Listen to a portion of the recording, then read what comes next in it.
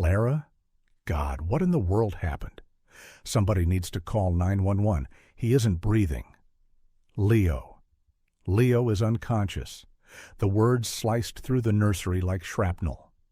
Julian Croft, still encased in the bespoke charcoal suit he'd worn to the downtown Seattle board meeting he'd fled, was frozen for a single, horrifying second before he launched himself across the gleaming bamboo floor. A half-empty bottle of infant formula had rolled to a stop beneath the sleek, modern crib. And there, on the plush wool rug, lay Clara Jensen, his housekeeper, sprawled and unmoving, her arm curved in a protective shield around his son. 2-year-old Leo whimpered weakly, his small body drenched in a chilling sweat. What Julian couldn't possibly know was the terror of the preceding minutes. Just moments earlier, Leo had been racked by a violent febrile seizure. Clara had been downstairs in the cavernous laundry room, scrubbing a stain from a linen tablecloth, when she heard the strange, choked cry filter through the house. She dropped the cloth, her heart seizing in her chest, and raced up the grand, floating staircase she was technically forbidden to use, her mind a blank canvas of fear. In the nursery, she'd discovered Leo convulsing, his tiny limbs rigid, his eyes fluttering and unfocused, his skin radiating an unnatural heat. "Sweetheart, you have to stay with me," she had whispered, her voice a desperate prayer as she snatched a damp washcloth from a shelf, cradling his burning body against her own.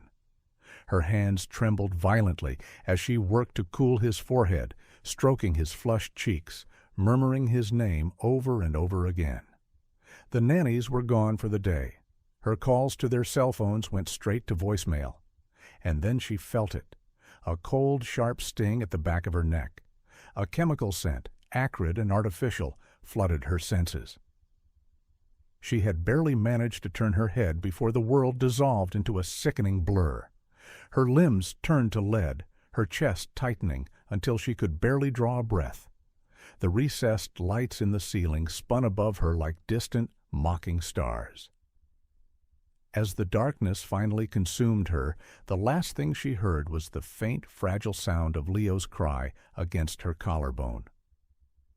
Now, as Julian knelt beside them, a storm of panic clouding his vision, he saw none of that preceding heroism.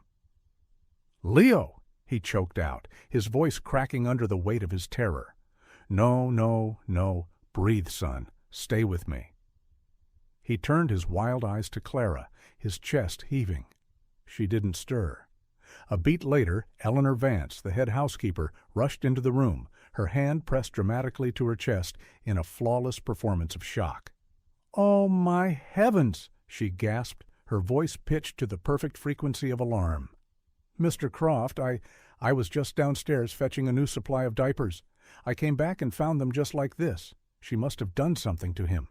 That bottle, it's open. And, look, there's medicine on the floor." Julian's gaze shot to the changing table. A small, unlabeled bottle lay on its side, its cap missing, a small puddle of clear liquid spreading across the polished wood. His heart hammered against his ribs. But something felt dissonant, wrong. Leo's cries were weakening, his limbs trembling less violently. Julian held him tighter, his body a shield, and shouted over his shoulder, "Call an ambulance now!" As Eleanor disappeared, ostensibly to make the call, Julian shifted Clara's inert form slightly, his fingers searching for a pulse at her neck. It was there, but faint, sluggish. Her skin was clammy, her breathing dangerously shallow. What the hell happened here? He scanned the room again, his mind racing to piece together the chaotic scene. Leo had clearly been sick. A small bowl of water sat beside the crib, along with a towel soaked in what felt like lukewarm water. There was even a digital thermometer on the floor, its screen still blinking a high fever reading. Clara had been trying to cool him down. But then why had she passed out? Julian didn't notice the faint, sharp scent that lingered in the air, something like rubbing alcohol mixed with a bitter citrus. He didn't see the almost invisible red mark on Clara's wrist, where a tiny injection had bruised the skin, with a precision that was too clean to be accidental. What he saw was a terrifying tableau: his son, moments from death, and the maid, unconscious on the nursery floor with no discernible explanation. The paramedics from the Seattle Fire Department arrived with swift, practiced efficiency. One crouched by Leo, his voice a low, calming murmur, while another attended to Clara. "This baby is running a dangerously high fever," the first EMT announced, his hands already working to establish an IV line. "We need to stabilize his temperature immediately. It could have easily triggered a seizure." Julian's fists clenched at his sides, his knuckles white. He looked back at Clara as the second medic checked her vitals. "Severe dehydration," the man said, his brow furrowed in concentration. "Possibly drugged. Could have passed out from exhaustion or hypoglycemia, but we'll need to run tests at the hospital." "Drugged?" Julian echoed, the word sharp and venomous. "She smells of sedatives," the EMT added quietly, his eyes meeting Julian's for a brief, meaningful moment. "Could be accidental. Could have been administered. We won't know for sure until the tox screen comes back." That was the moment something inside Julian snapped. He rose to his feet, his body rigid with a fury born of terror and grief. His jaw tightened as he turned toward Clara's unconscious form, a boiling rage eclipsing all reason. "She drugged herself in my son's room," he seethed, his voice a ragged whisper that no one answered. When Clara stirred minutes later, her eyelids felt like they were weighted with lead. Her head spun, her body heavy and unresponsive. She tried to speak, to ask about Leo, but the words dissolved on her tongue. Julian stepped forward, his tall frame casting a long, ominous shadow over her. "What did you do to him?" he shouted, his voice a terrifying cocktail of fury and panic. Clara blinked, struggling to push herself up onto her elbows. He had a fever," she stammered, the words thick and clumsy. He started shaking." "Don't you lie to me!" Julian roared, his control completely gone. "Don't you dare! You had no business being in this room. You touched my son. You poisoned him, and now you're going to play the victim?" "I didn't. I swear I was trying to help." "Shut up!" He moved so suddenly that she flinched away from him. In his blind rage, his hand shot forward. It wasn't a slap, not a punch, but as he reached to yank her up by the arm, his grip was brutal. Her head knocked sharply against the solid oak post of the crib behind her with a sickening thud. She gasped, a sharp cry of pain escaping her lips. "Don't pretend to care," he growled, his face a mask of contempt. "I should have listened when they warned me to keep you away from him." The paramedics moved to pull him back. "Sir, please, she's still disoriented. She needs medical attention." Clara closed her eyes, a radiating pain spreading from the side of her head. But what hurt far more was the sound of his voice, dripping with a hatred she couldn't comprehend. She had admired him from a distance, this grieving father, this broken man trying to raise his son alone in a vast, empty mansion overlooking Lake Washington. And now he stood over her, treating her like she was nothing, like she was garbage. Eleanor reappeared in the doorway, her arms crossed, her eyes narrowed into slits of vindicated malice. "I warned you about her," she whispered to Julian, her voice a venomous murmur. "People like her, they're all pretenders, always looking for sympathy. You saw the bottle yourself." The ambulance lights pulsed red and blue against the nursery windows. As Clara was lifted onto a stretcher, her limp hand brushed against the edge of Leo's blanket. The boy cried softly, a weak, plaintive sound. Clara turned her face toward the noise, her own eyes wet with unshed tears. "I didn't hurt him," she whispered to the empty air. Julian didn't respond. At the hospital, Clara was placed in a separate ward, under observation. Leo was stabilized, his fever brought down with IV fluids and medication. Hours later, the pediatrician met Julian in the quiet, sterile hallway. "Your son is going to be fine," she said softly, her expression kind. "But I have to ask, who has been his primary caregiver lately?" Julian blinked, thrown by the question. "The nanny, Eleanor. She oversees his care." The doctor hesitated, choosing her words carefully. "He's showing signs of emotional withdrawal. There's very little bonding, minimal response to stimuli. That's a pattern that doesn't develop overnight." Julian said nothing. He was still thinking of the way Leo had seemed to cling to Clara's shirt, even while she was unconscious. The next morning, Clara woke to find herself alone in the stark white of a hospital room. Her wrist was bruised where the IV had been, and her head still pounded with a dull, persistent ache. She turned her head slowly, her eyes burning with exhaustion and humiliation. No one came. No one believed her.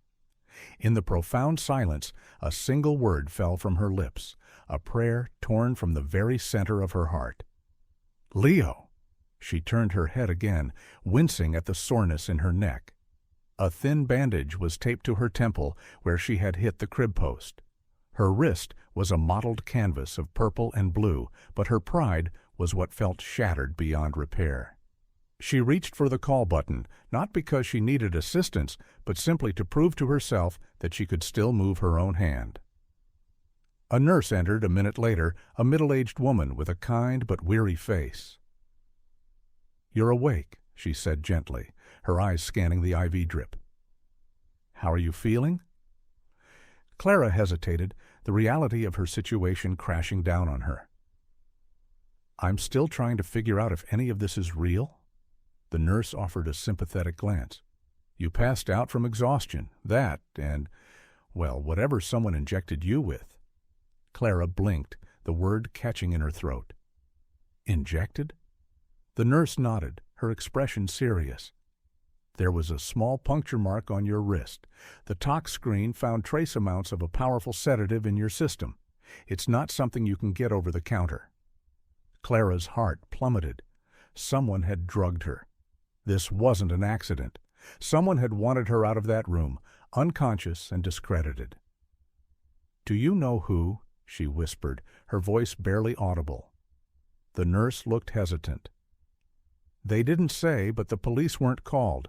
Mr. Croft's private security team is handling everything." Of course they were. Clara bit the inside of her cheek, forcing back the hot tears that threatened to spill over. "Your clothes were sent back to your employment agency," the nurse added, her tone softening. "And someone from the Croft estate dropped off your final paycheck. It's already been processed." "Already?" Clara asked, startled by the brutal efficiency of her dismissal. The nurse paused, her gaze full of pity. "I think they want this to be over." The words landed like a judge's sentence, cold and final.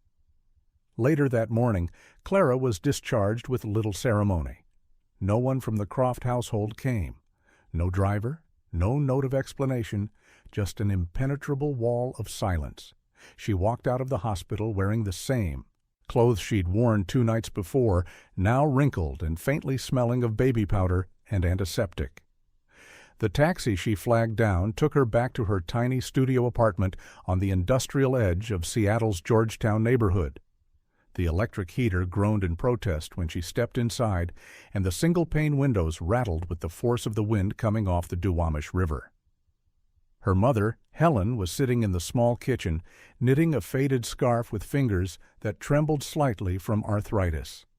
Her eyes lit up when she saw Clara, but the smile faltered as she took in her daughter's bruised face and the bandage on her temple. "Oh, baby," she whispered, her voice thick with concern. "What on earth did they do to you?" Clara didn't answer right away. She sank into the worn chair across from her mother and let her bag slide to the floor. The check they'd given her, her severance, was still folded in the back pocket of her jeans. "Blood money?" she muttered, staring at the wall where a faded photograph of her younger brother, Ryan, still hung. He'd been in the Army before the accident that had left him with a mountain of medical bills. Those bills were the reason she'd taken the job in the first place.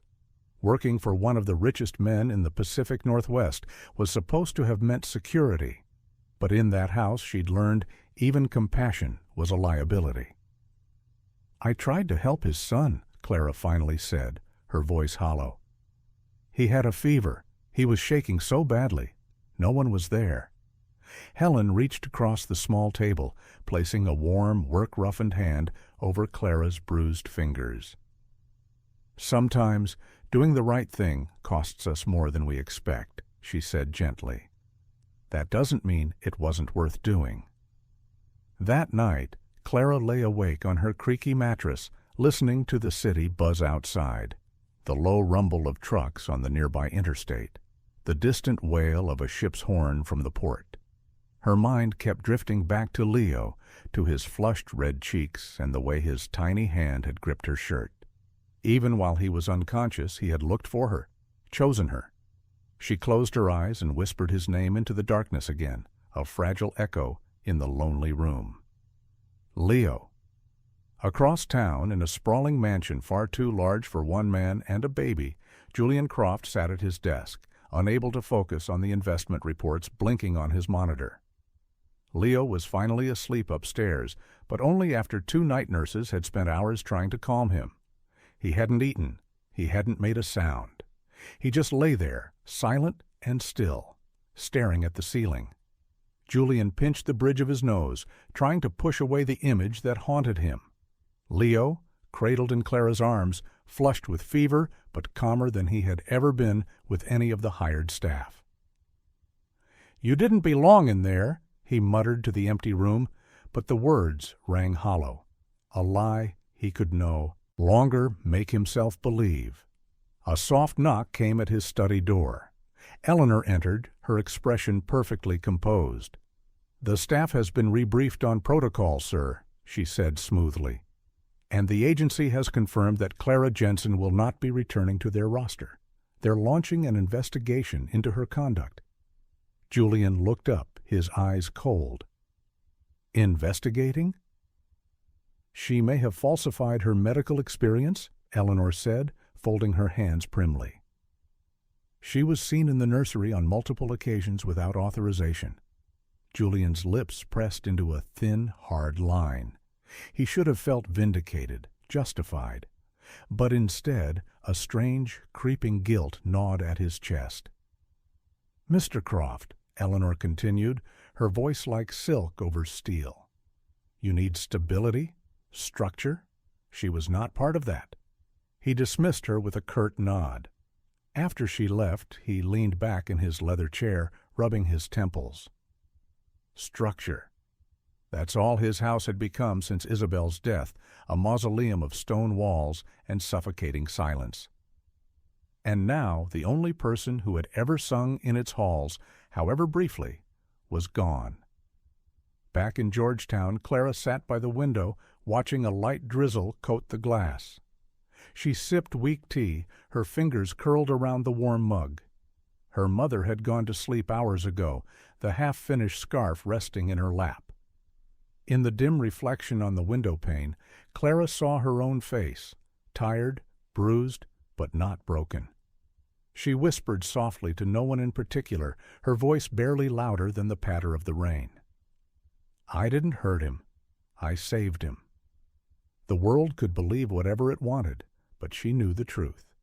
She just didn't know what she was supposed to do with it yet. The following morning, Leo sat curled in a ball on the oversized rocking chair near his nursery window, wrapped in a soft cashmere blanket.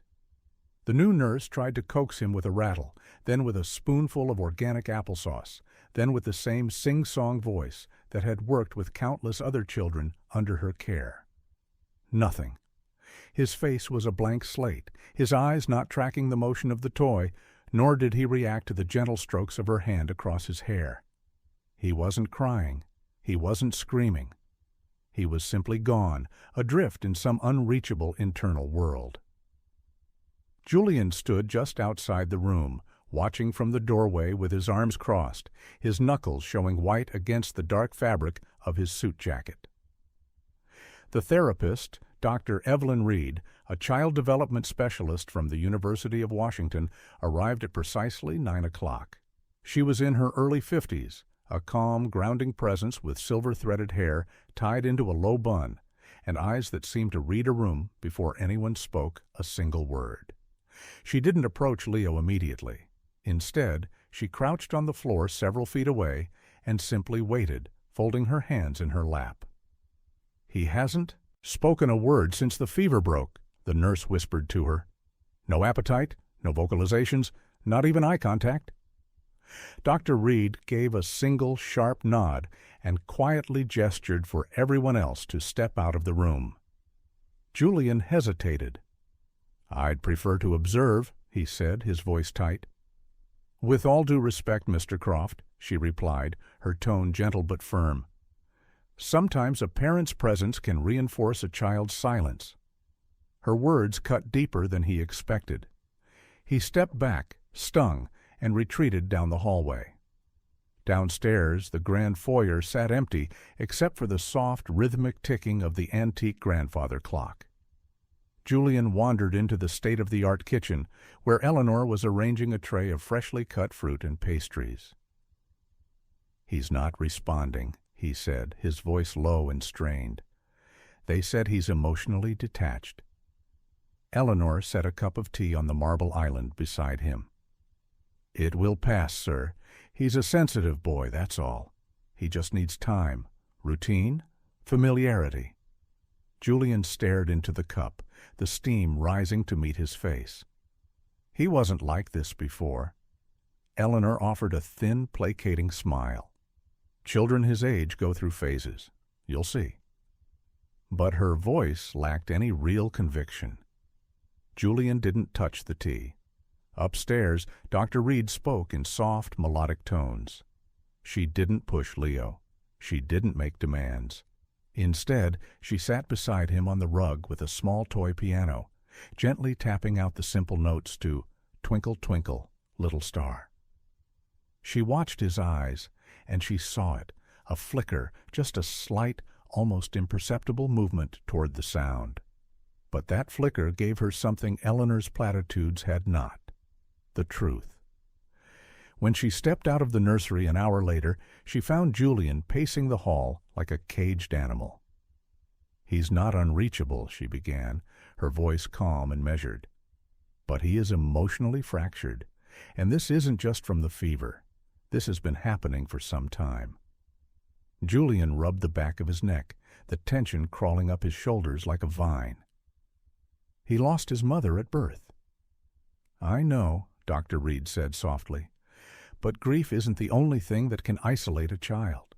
Leo doesn't seem to associate a sense of safety with anyone currently around him." Julian looked away, unable to meet her perceptive gaze. Dr. Reed continued, her voice gentle but insistent. "He did respond slightly to a song. His eyes moved for a moment when I played it." Julian frowned. "What song?" She smiled faintly. "An old lullaby, one I heard a woman humming on the baby monitor footage from just before your son's fever episode." Julian's expression darkened. He knew exactly what footage she was talking about. The baby monitor had been recording constantly. Eleanor had told him the footage from that night was lost during a system reset. Dr. Reed handed him a small silver USB drive. "I took the liberty of requesting a copy from your network's cloud backup. I thought you might want to watch it for yourself." She didn't wait for a response.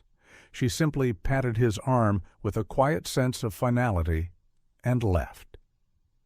Julian stared at the small device in his palm for a long moment, its metallic coolness a stark contrast to the heat rising in his chest.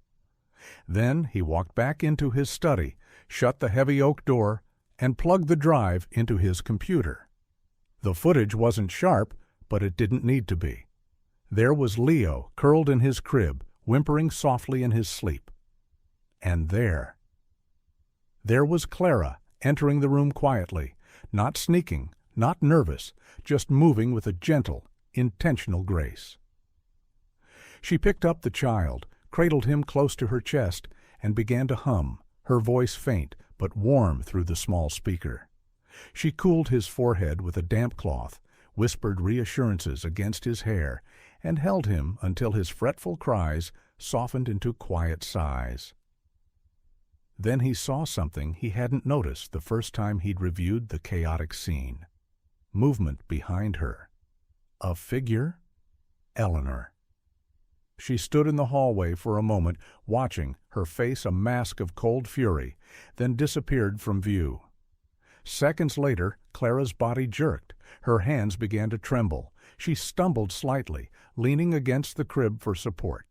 Then she collapsed to the floor, still clutching Leo tightly, her body a final, desperate shield. Julian hit pause. The room spun. For a moment, he couldn't breathe. He remembered the bruises on Clara's wrist, the nurse mentioning an injection site, the faint, sharp scent in the nursery, the EMT's quiet, damning words. Possibly drugged. And all at once the jagged pieces slid into place with sickening clarity. "Oh my God," Julian whispered, the sound swallowed by the cavernous room. He stood abruptly, the heavy leather chair scraping harshly against the hardwood floor. He walked to the unlit fireplace and pressed a hand against the cool marble of the mantelpiece, trying to steady himself against the wave of nausea that washed over him. He had hurt her, not just with his words, but physically. He had humiliated her, called her a liar, accused her of harming his son when all she had done was protect him, comfort him, save him. Downstairs, Eleanor passed by the open doorway of the study with a stack of clean, folded towels. She paused when she saw him standing there, his back rigid. "Is something wrong, sir?" she asked, her voice smooth as glass. Julian turned slowly, his expression unreadable, a calm mask over a raging inferno. "No," he said, his voice dangerously quiet. "Not yet." That night, he couldn't sleep. He sat in the rocking chair beside Leo's crib in the dark, watching the small, steady rise and fall of his son's chest. The little boy clutched the edge of his blanket, his small body twitching slightly in his dreams. Julian reached over and gently placed a hand on his back, the warmth of his son a painful reminder of his own cold failure. "I was wrong," he whispered into the darkness, his voice breaking on the words. "I'm so sorry." And for the first time in weeks, Leo stirred and made a small sound, a soft, contented sigh, like the end of a breath held for too long. It was the sound of a child still waiting to be held, still waiting for the right person to come home. The following day dawned cold and gray, the persistent Seattle rain smearing the windows of Clara's tiny apartment like watercolor tears. She sat on the edge of her bed, clutching a warm mug of chamomile tea between her palms, the steam rising gently toward her still bruised face. Her mother, Helen, was still asleep in the adjoining room, her cough a faint but persistent sound in the quiet apartment. Clara hadn't told her everything that had happened, not the way Julian Croft had shouted at her, his face contorted with rage, not the sharp, sickening knock of her skull against the wooden crib post, not the profound humiliation of being carried out of that house like a piece of trash. No questions asked, no truth heard. She had tried to be strong for Helen, to put on a brave face. But now, sitting in the silence of the early morning, her strength felt as thin and frayed as the threadbare quilt wrapped around her shoulders. Her phone buzzed quietly on the nightstand. She picked it up, her heart giving a nervous flutter. Unknown number. She stared at it for a long moment, her fingers hovering over the screen, her pain warring with a sliver of curiosity. Curiosity won. "Hello," she said, her voice still hoarse from sleep. There was a pause, then a low, cautious voice on the other end. "Miss Jensen, this is Dr. Evelyn Reed. I'm a child therapist currently working with Leo Croft." Clara's breath caught in her throat. Is he okay?" "He's stable," Dr. Reed said, "but he's not responding. He's withdrawn, emotionally shut down." Clara closed her eyes, the memory of Leo's small, fevered body in her arms, pressing down on her chest with an almost physical weight. "I know you've been through something traumatic," Dr. Reed continued, her voice full of a compassion Clara hadn't heard in days. "And I wasn't sure if calling you was appropriate, but I've reviewed some security footage from that night. I know what happened." Clara sat up straighter, the mug of tea forgotten in her hands. "What do you mean?" "I saw you care for Leo. I saw you comfort him. And I saw Eleanor Vance standing outside the room just before you collapsed." There was a brief silence on the line. "I believe someone drugged you, Clara," Dr. Reed said softly. "And I believe Mr. Croft knows it now, too." The words hit harder than Clara had expected. Julian knew, after all that venom, all that mistrust, he knew the truth. "Why are you telling me this?" she asked, her voice barely a whisper. "Because the truth needs a voice," Dr. Reed replied, "and because Leo hasn't smiled once since you left." The call ended shortly after, but Clara didn't move for a long time. Her tea had gone cold. She sat motionless, staring at the dripping window pane. Outside, the city moved on, buses grumbling past on the wet pavement, neighbors calling to each other, the smell of rain on warm concrete, drifting through the cracked window frame. But inside her, something had shifted. It wasn't hope, not yet, but it was something dangerously close to it. Across town, Julian stood in the nursery doorway, watching Leo play listlessly with a stuffed elephant. The boy's shoulders slumped as he nudged the toy without any focus or interest. No sound, no smile. The grief inside Julian was sharper now, a new and different ache. It wasn't just the old familiar pain of losing Isabel, but the fresh, raw wound of his own betrayal. Not a betrayal by Clara, but by himself. He had let his fear and his grief blind him once again. He turned away from the nursery and headed downstairs with a cold, determined purpose. He found Eleanor in the parlor, folding linens at a side table with an air of serene authority. "Can I speak with you?" he asked, his voice calm but brittle. "Of course, sir," she said sweetly, her smile never reaching her eyes. "Is everything all right?" "I reviewed the security footage from the cloud backup," he said plainly, his words dropping into the quiet room like stones. Her hands stopped moving, just for a fraction of a second. "I saw you outside the nursery," he continued, his voice flat and devoid of emotion. "I saw you leave, and then I saw Clara collapse. A few minutes later, you re-enter the house with no explanation for where you'd been." Eleanor's face remained a perfect, placid mask. "A coincidence, sir. She was clearly unstable. You saw how she behaved." "I also saw Leo reach for her. I saw her work to lower his fever. I saw kindness. What I did not see was a threat." Eleanor's eyes narrowed almost imperceptibly. "You're trusting a maid over someone who has served your family for years?" "I'm trusting the truth," Julian replied coldly. She dropped the linen onto the chair beside her, her composure finally cracking. "You don't know what she's capable of." "No," he said, stepping closer, his presence suddenly menacing. "But I know what you are. You're fired, Eleanor. Effective immediately. I've already sent the complete, unedited footage to my lawyers and to the Seattle Police Department." She let out a laugh, but it was a hollow, brittle sound. "You'll regret this. She'll ruin you." "She already saved my son."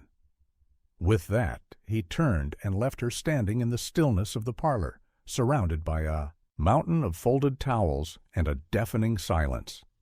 The front door slammed shut behind him. Later that afternoon, Clara opened her apartment door to find a courier standing in the hallway, an envelope in his hand. She signed for it, puzzled, then closed the door and carefully broke the seal. Inside was a formal, typed letter, but it was the last paragraph that made her hand tremble. "I was wrong. Deeply, unforgivably wrong. I know it isn't enough, but I am asking, not as your former employer, but as a father, if you would consider returning. Not as help, but as Leo's primary caregiver, with full rights, full protection, and my complete and unwavering trust." It was signed Julian Croft. Below the typed signature was a business card and a short handwritten note. "He misses you. We both do." Clara stared at the page for a long time, her pulse thudding in her ears. Part of her wanted to tear the letter in half and throw it in the trash. Another part wanted to run as far away from that house and its painful memories as she could. But a quiet, stubborn part of her, the part that had wrapped a trembling, feverish baby in her arms and hummed lullabies through her own exhaustion and fear, held the letter close and whispered, "This isn't over." That night, Leo stirred in his crib. Julian sat beside him, as he often did now, watching the gentle rise and fall of his chest. But something was different. The little boy reached a hand out toward the empty air, as if grasping for something that wasn't there. Then he whispered a single, barely audible word. "Clara?" Julian's breath caught in his throat, and in a small apartment far from marble floors and silk curtains, Clara felt something stir inside her too, a fragile, flickering flame in the darkness. The next morning brought rain again, gentler this time, a steady whispering sound like a lullaby across the rooftops of Georgetown. Clara stood in front of the cracked mirror above her bathroom sink, smoothing the front of her simple white blouse with shaking hands. She hadn't worn this shirt in weeks. It still smelled faintly of baby powder and lemon-scented cleaner, a ghost of a life she thought was gone forever. The letter from Julian Croft lay folded neatly on her nightstand. She had read it at least 6 times the night before, not out of disbelief, but out of a deep-seated fear that the words might vanish if she blinked for too long. Behind her, her mother's voice echoed faintly from the other room. "You're going, aren't you?" Clara turned slightly. "I haven't decided yet." Helen stepped into the small kitchen space, pulling her worn robe tighter around her frail frame. "Yes, you have. You wouldn't be wearing your Sunday blouse if you hadn't." Clara let out a quiet, shaky breath. What if he's just trying to clear his conscience? What if he doesn't really mean any of it? "Then go for the child," Helen said, her voice firm but gentle. "Not for him." Clara looked down, tears stinging the corners of her eyes. "Leo called my name," she whispered, the confession feeling monumental. "Dr. Reed said he reached for me. I don't know how that's even possible, but babies know who holds them when they're scared," Helen said, her wisdom simple and profound.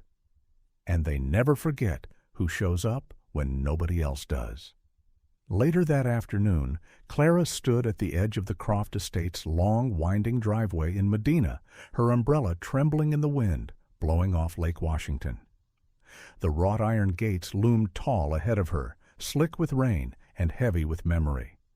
Her shoes, once polished, were now scuffed from the bus ride and the wet sidewalks. She clutched her worn leather purse tighter to her side and pressed the intercom button, her heart pounding against her ribs. A familiar, automated voice answered. "This is the Croft residence." "It's Clara Jensen," she said, her own voice surprisingly steady. "Mr. Croft sent me a letter." There was a pause, a moment of electronic silence. Then the gates opened slowly with a low metallic groan, as if the house itself was uncertain whether to welcome her back. Clara walked the long stone path, lined with soaked rose bushes and perfectly trimmed hedges. Every step echoed with the ghost of her last visit, the shouting, the fear, the sickening crash of her body hitting the floor.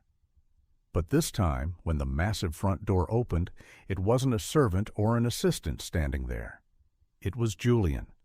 He stood in a simple gray sweater and dark slacks. No suit, no tie. His sleeves were rolled up to his forearms, and his face looked thinner, his eyes tired but startlingly clear. "Clara?" he said softly. It wasn't a question. She nodded. "You asked me to come." "I did," he replied, his voice low. "I wasn't sure if you would." Clara stepped inside slowly, her heels tapping gently on the marble floor. The house was just as she remembered it, clean, grand, and cold. But something felt different. Not warmer exactly, just quieter, waiting. "I cleared the staff for the afternoon," Julian said, closing the door behind her. "It's just you, me, and Leo." Clara turned to face him fully, her purse held like a shield in front of her. "Why now?" Julian's jaw clenched. "Because I saw everything, what you did for my son, and what she did to you." "Eleanor?" Clara said. He nodded. "She's gone, fired, and I've opened a police investigation against her." Clara crossed her arms, a protective gesture. "And what about me? You accused me of poisoning your son. You grabbed me. You didn't even let me speak." His eyes dropped to the floor. "I know, and I don't expect you to forgive me for that. But I couldn't live with myself if I didn't at least give you the chance to speak now." Clara was silent for a long moment, the ticking of the grandfather clock filling the vast space between them. Then she said quietly, "He had a fever. His body was shaking. No one came. I wiped him down with a cool cloth. I held him, I sang to him, and then everything went black." "I know," Julian said, his voice rough with emotion. "She drugged you. We found traces of the sedative in the towel she planted in the room. She wanted you gone, maybe because she saw what I was too blind to see, that you mattered to Leo in a way no one else did." Clara's lips trembled slightly, but she didn't cry. "Where is he?" she asked, her voice soft. Julian gestured toward the sweeping staircase. "He's been quiet again. We've tried everything, but he barely responds to anyone. Not since you left." Clara hesitated, her fingers tightening around the worn strap of her purse. Then, without another word, she headed for the stairs. Each step echoed like a heartbeat in the still, silent house. At the top, she paused outside the nursery door, her hand hovering over the doorknob. Then she heard it, a faint, broken whimper from inside. She pushed the door open. Leo sat curled in the corner of his crib, his face turned toward the window, the gray afternoon light casting his small form in shadow. His favorite stuffed elephant lay beside him, untouched. The moment Clara stepped into the room, his head turned. His eyes, wide and lost, met hers. For a beat, nothing happened. Then, like a single thread pulling loose from a tightly woven tapestry, he reached out a small hand between the bars of the crib. "Clara," he whispered, the sound a fragile miracle. Her hand flew to her mouth, a sound escaping her throat that was part gasp, part sob. She rushed to the crib, kneeling beside it, her hands trembling as she reached through the bars to touch his fingers. "I'm here, sweetheart," she whispered, her own tears finally falling. "I'm here now." He leaned forward, pressing his warm forehead against hers through the bars, his tiny hand resting on her cheek as if to make sure she was real. Downstairs, Julian watched the baby monitor screen in stunned, silent awe. For the first time in days, Leo smiled. It was just a small, fleeting curve of his lips, but it was enough. It was everything. Later that evening, Clara sat in the rocking chair with Leo curled against her chest, fast asleep, his breathing steady and deep. Blake entered the room quietly, standing at the doorway, a silent sentinel. He didn't speak for a long time. He didn't need to. Clara looked up at him, her expression calm and resolute in the dim light. "I'm not coming back as help," she said softly. "Not without boundaries, not without respect." Julian nodded, his eyes shining with an emotion she couldn't quite name. "You're not help," he said, his voice thick. "You're home." The rain had stopped by morning, leaving the Croft estate bathed in a strange, hushed light, as if the earth itself was holding its breath. Sunlight filtered through the nursery curtains in soft golden stripes, casting a warm glow over Leo's crib and the quiet silhouette of Clara as she gently rocked him in her arms. He had fallen asleep again sometime around dawn, one tiny hand tangled in the collar of her blouse, his head tucked against the familiar, comforting curve of her shoulder. Clara had barely moved for hours, afraid that even the slightest shift might wake him, or worse, break the delicate peace she had only just managed to restore. Julian stood at the threshold of the room, watching from a respectful distance, his hands tucked into the pockets of his slacks. "I can bring you some coffee," he offered, his voice a low murmur. Clara looked up slowly, her face tired but serene. "Not yet." He nodded and stepped back, retreating silently down the hall, like a man acutely aware that forgiveness, if it ever came, would be earned in inches, not in leaps. Later, after Leo had been tucked back into his crib, and the household began to stir with the quiet hum of a new day, Clara sat at the long oak dining table downstairs, her fingers wrapped around a steaming mug of black coffee. The kitchen, like the rest of the mansion, was immaculate. Gleaming white stone counters, professional-grade stainless steel fixtures, not a single dish out of place. But beneath the polished shine, Clara could still feel it, the profound weight of emptiness, the kind that no amount of money could ever truly clean away. Julian joined her, placing a leather-bound folder on the table between them. His sleeves were rolled up again, and a faint shadow of stubble lined his jaw, the subtle sign of a man finally too distracted by things that mattered to remember to shave. "I had my lawyer draw up a contract," he said, his tone formal, but his eyes earnest. "It gives you full rights. You'll be Leo's primary caregiver. The salary is doubled. Full medical, dental, and a private transportation service if you need it. I also included a clause that protects your decisions regarding his emotional well-being, overriding any other household staff." Clara opened the folder slowly. The legal language was dense, but the intent was clear. Boundaries, security, a measure of trust committed to paper, even if the trust between them in person was still fragile and unformed. "No live-in requirement," she murmured, her eyes scanning the text. "I appreciate that." Julian nodded. "You'll have complete control over your own schedule. No required contact with any other household staff unless you choose to coordinate with them. And if anything at all, makes you feel unsafe or disrespected, you walk away. No explanation needed." Clara closed the folder and set it gently aside. "Why are you going to all this trouble?" she asked, her voice not unkind, but direct. "Is this your guilt talking, or is this about Leo?" Julian let out a long, slow breath, running a hand through his dark hair. "Both," he admitted honestly. Clara waited, her gaze steady. "I don't know how to be what Leo needs," he said finally, the confession costing him a visible effort.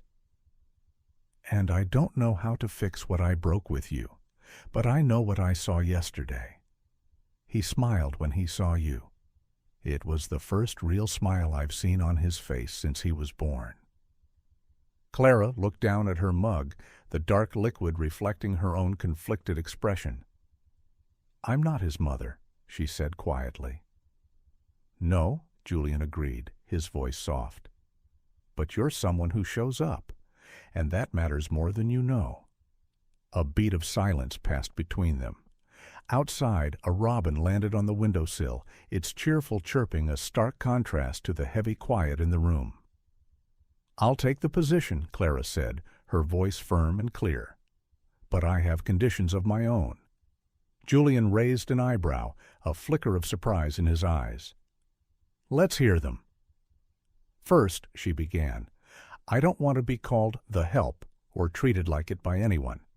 I am here for Leo, not to serve your dinner or iron your shirts." "Understood." Second, she continued, her resolve hardening, I want full, unrestricted access to the baby monitor footage moving forward. No more blind spots, no more mysteriously erased tapes.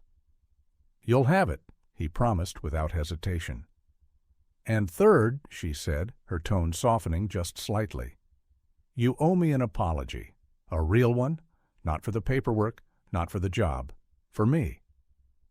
Julian leaned back in his chair, his eyes meeting hers across the table. He didn't flinch. He didn't look away. I am sorry, Clara. I failed you. I let my fear and my grief blind me, and I let someone I trusted hurt you. I doubted your heart, and that's not something I can undo with a contract. But I promise you this, I will never doubt it again. Clara didn't smile, but she gave a small, almost imperceptible nod. That's a start. That afternoon, Leo took his first real nap in days without needing any medication to calm him. Clara lay beside his crib on a soft mat on the floor, humming the same simple lullaby she had once whispered in the dark, her voice barely audible over the quiet tick of the wall clock. Julian watched from the hallway, unseen. He could hear her singing, a gentle, looping melody. Sleep, little one, the night is here. The simple tune stirred something in him, something old and fragile. He thought of Isabel then, of the way she used to hum while she was reading, the faint scent of her lavender shampoo in the mornings. She had died bringing Leo into the world, and since that day, Julian had tried to hold everything together through silence and rigid order. But maybe silence wasn't the answer. Maybe love didn't live in rules and routines, but in quiet lullabies and borrowed strength. That evening, Julian knocked gently on the door of the guest suite they had prepared for her.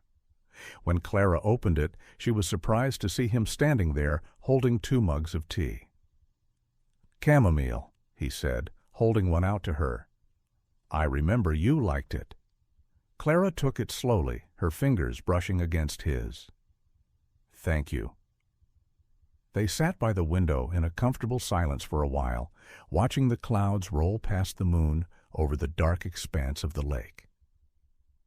I'm not good at this, Julian admitted after a long moment, his voice low. The emotions, the parenting, the humility. You don't have to be good at it, Clara replied, her gaze fixed on the night sky. You just have to be honest about where you are. He looked at her then, really looked at her, not as a maid, not as an employee, but as a woman who had stood between his son and harm, even while being harmed herself. I'm trying, he said. Clara nodded, her own reflection staring back at her from the dark glass. So am I. In the nursery down the hall, Leo slept peacefully, one tiny hand curled around the ear of his stuffed elephant.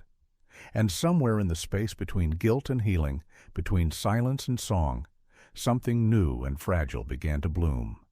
Sunday morning crept in gently, wrapping the Croft estate in warm light and still air. The rain had finally cleared, leaving the stone driveway slick with sunlight. Birds chirped in the hedges, and the scent of blooming gardenias from the greenhouse drifted in through the open windows. Down in the kitchen, Clara was flipping waffles on a heavy cast-iron griddle. She wore an apron that was slightly too large for her, tied twice at the back, and her blonde hair was tucked under a soft head wrap. Leo sat in a booster seat clamped to the island, banging a plastic spoon on the tray while babbling something that only Clara seemed to understand. She smiled, turning to wipe a small dab of syrup from his chin with her thumb. That's a very big opinion for someone with no teeth, mister, she teased. Leo giggled, a small round sound that caught Julian by surprise as he stood in the doorway. He hadn't heard his son laugh like that since before the fever, since before everything had fallen apart. He took a slow, tentative step into the room. Clara noticed him and gestured with her spatula to the plate already set on the island bar. Waffles, she said simply. No silver spoon required. He walked over, a faint smile playing on his lips as he glanced at the golden-brown stack. "I didn't know you cooked." "You didn't ask," she replied without missing a beat, then turned her attention back to Leo. "Besides, someone needs to make sure this kid eats real food." Julian sat on the stool, trying to suppress the smile that was now spreading across his face.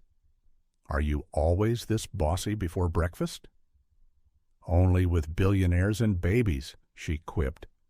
They shared a look, still cautious, but with the faintest trace of something warmer passing between them. Leo reached out a hand to Clara again, and she lifted him effortlessly into her lap, letting him rest his head against her shoulder as she continued to eat her own breakfast with one hand. "You make it look easy," Julian said softly, his voice full of a quiet wonder. "It's not," she replied, her eyes on Leo. "It's just love." The words hung in the sunlit air like a benediction. Later that day, while Leo napped, Clara found herself wandering through the west wing of the estate. She hadn't had much time to explore when she was still just the help, but now she walked with a little more ownership in her step.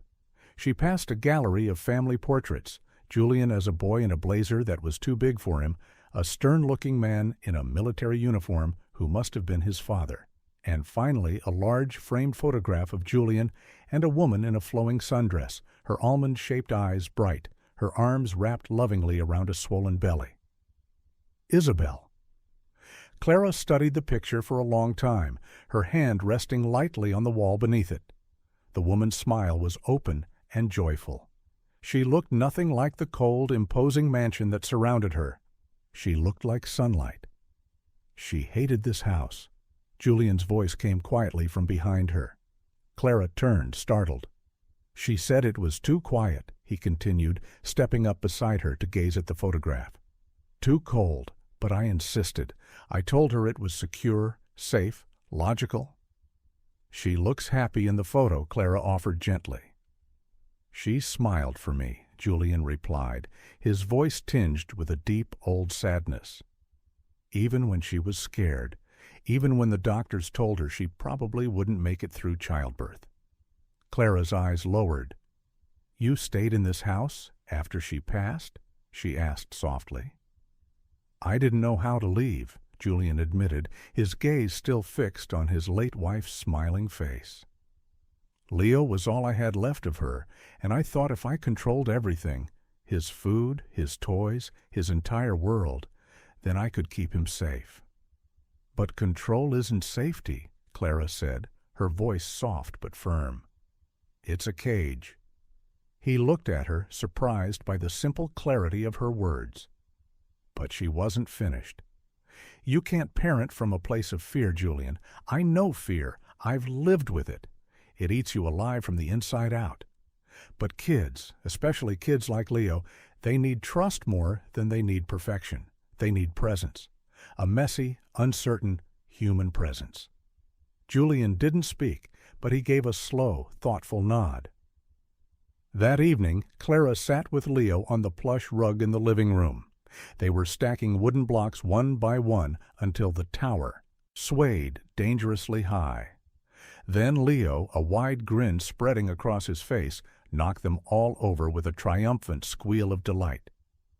"Chaos, huh?" Clara said, tousling his soft hair. "You're your father's son, after all." Julian watched them from the couch, a half-empty glass of wine in his hand, his eyes soft. He hadn't seen Leo this engaged, this present, ever. When the clock on the mantel struck 7, Clara stood up. "I should get going." "Wait," Julian said quickly, perhaps more urgently than he'd intended. "Do you have to?" She turned to him, a questioning look on her face. "I mean," he stammered slightly, feeling uncharacteristically clumsy. "You're not on duty, but I was hoping you'd stay for dinner. Not for Leo, for me." Clara tilted her head, a playful glint in her eyes. "Are you asking me out on a date, Mr. Croft?" He raised an eyebrow, a faint smirk returning to his lips.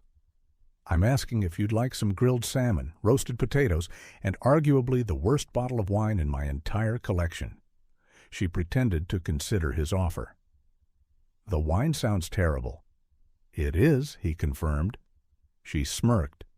"All right, but only if Leo gets dessert first." "Deal." They moved to the formal dining room, a space Clara had never entered before. It was a massive, intimidating room filled with expensive modern art and untouched china displayed in glass cabinets. But tonight, it felt different.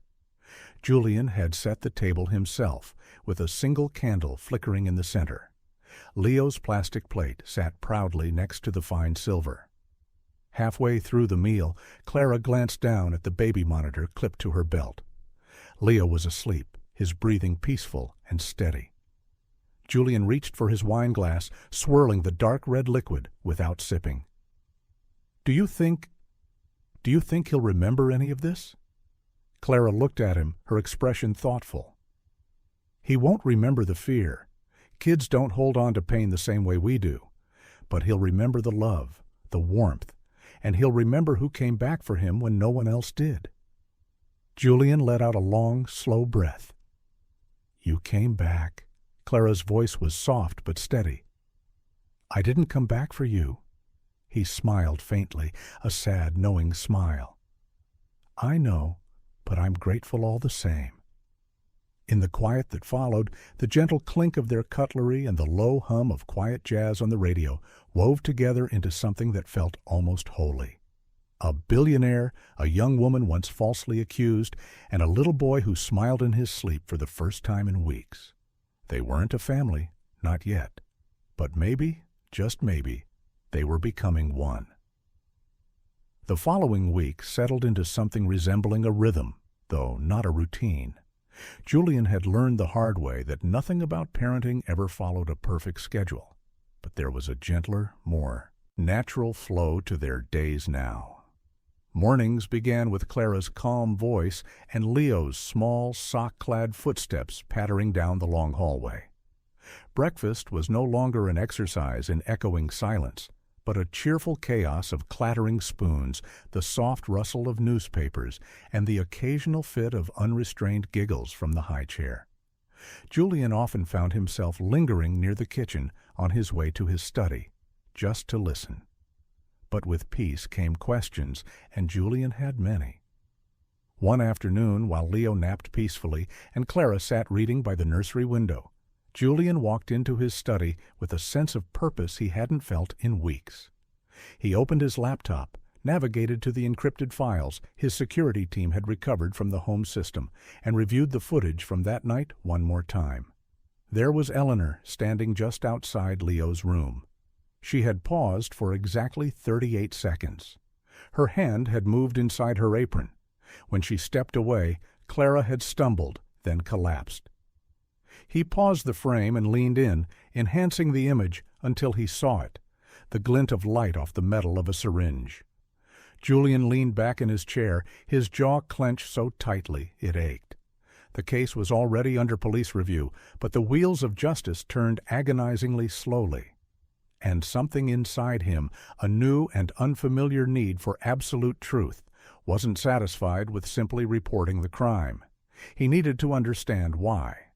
Why would Eleanor, the woman who had served his family since he was a teenager, do something so monstrous? So he went digging.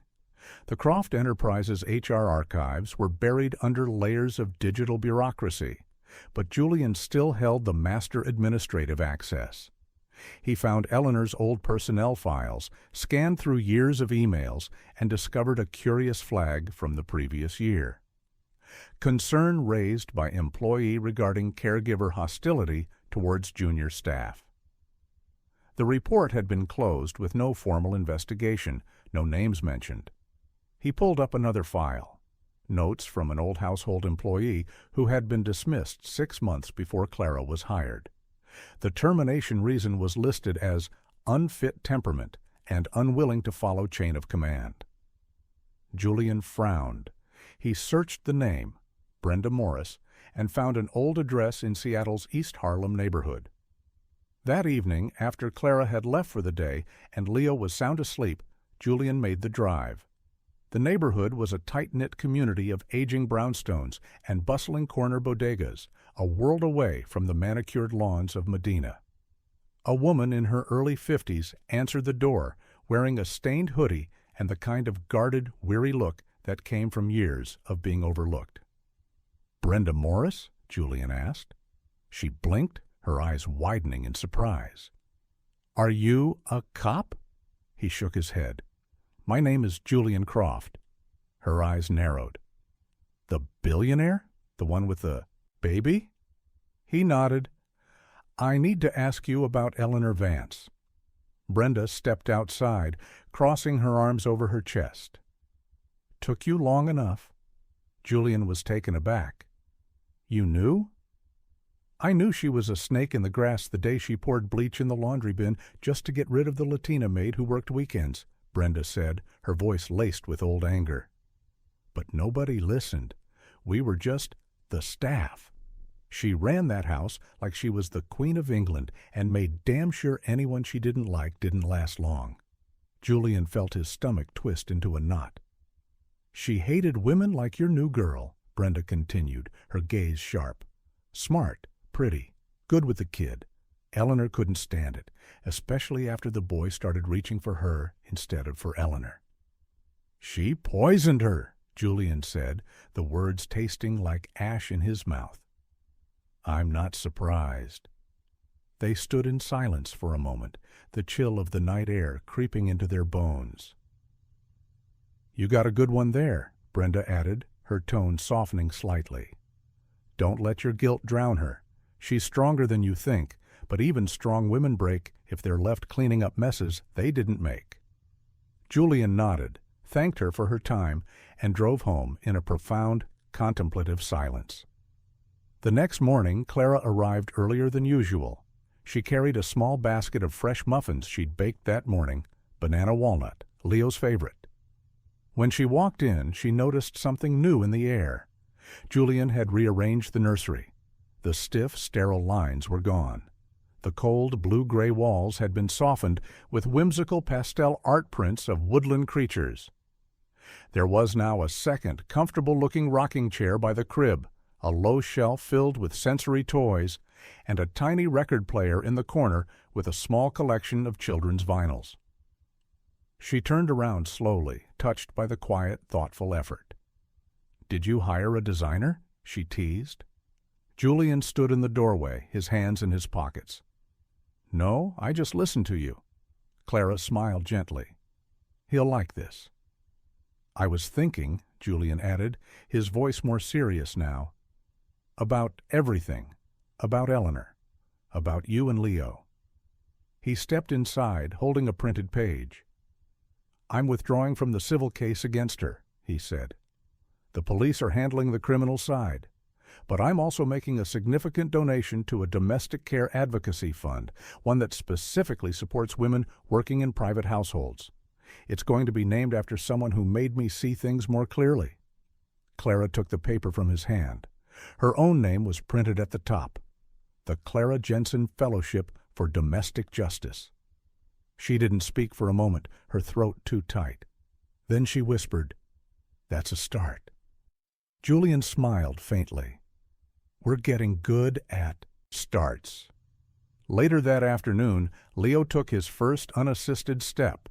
It was a wobbly, uncertain shuffle from the couch to the coffee table, but Clara gasped, dropped to her knees, and cheered as if he had just won the Boston Marathon. Leo beamed, his face a picture of pure, unadulterated pride. Julian watched from the hallway, his heart pounding in a way that surprised him. It wasn't a pounding from fear, but from awe. He had missed so many firsts, but maybe, just maybe, he didn't have to miss the rest. That night, as Clara prepared to leave, Julian walked her to the door. "There's something else I haven't told you," he said, his tone serious. Clara turned, her curiosity piqued. "I know who reported you, back when you were working at Harborview Medical." Clara froze. That file had been sealed. "I had it unsealed," he said. She took a step back, her expression guarded. "Why?" "Because I wanted the whole truth, not for leverage, but for healing." Clara's throat tightened. "And what did you find?" Julian met her eyes, his own gaze clear and steady. "You were protecting a patient from a negligent doctor, not harming them." Tears welled in her eyes, unbidden. "They made it look like I crossed a line." "I know, and I'm sorry they did that to you. It ends here." Clara nodded, silent tears slipping down her cheeks. She didn't hug him. She didn't need to. Sometimes justice didn't arrive with applause or headlines. Sometimes it came in the quiet, unwavering honesty of a changed man. It was a Thursday evening when the past came knocking, quietly, politely, with no warning at all. The sky outside the Croft estate was streaked in shades of amber and lavender as the sun slipped behind the Olympic Mountains. Inside, Leo was asleep early, worn out from a day full of laughter, finger painting, and a visit to the botanical gardens. Clara had taken dozens of pictures on her phone, Leo squatting beside a vibrant lily, his tiny hands muddy, his mouth open in a perfect circle of awe. She sat now in the study, scrolling through them on her phone, a soft, unconscious smile on her face. Julian was nearby, sorting through a stack of documents and sipping a rare glass of whiskey. A comfortable, easy silence lingered between them, interrupted only by the soft ticking of the antique clock and the occasional creak of old floorboards settling. Then the doorbell rang. Clara looked up, startled. "Are you expecting someone?" Julian frowned. "No." He rose from his chair, and she followed him into the grand entry hall. The cameras had already lit up the security screen by the door, showing a woman standing on the porch. She was middle-aged, dressed in a sharp suit, her expression unreadable. Julian opened the door, his posture cautious. "Mr. Croft?" she asked, her tone clipped and professional, the voice of someone used to being in command. "That's me." She extended a badge. "Detective Carol Winters, Seattle PD. May I come in?" Julian hesitated for a fraction of a second, then stepped aside. Clara lingered by the base of the staircase, watching, her heart beginning to quicken with an unnamed dread. "I'm following up on the Eleanor Vance case," Winters said, stepping inside and scanning the opulent surroundings with a distinct lack of interest. "Specifically, we have new statements from a witness." "Brenda Morris?" Julian asked. "Yes, her deposition helped us move the investigation forward," Winters confirmed. "But in doing so, something else came up, something that requires your attention." Clara stepped forward slightly, unable to stay silent. "What kind of something?" Winters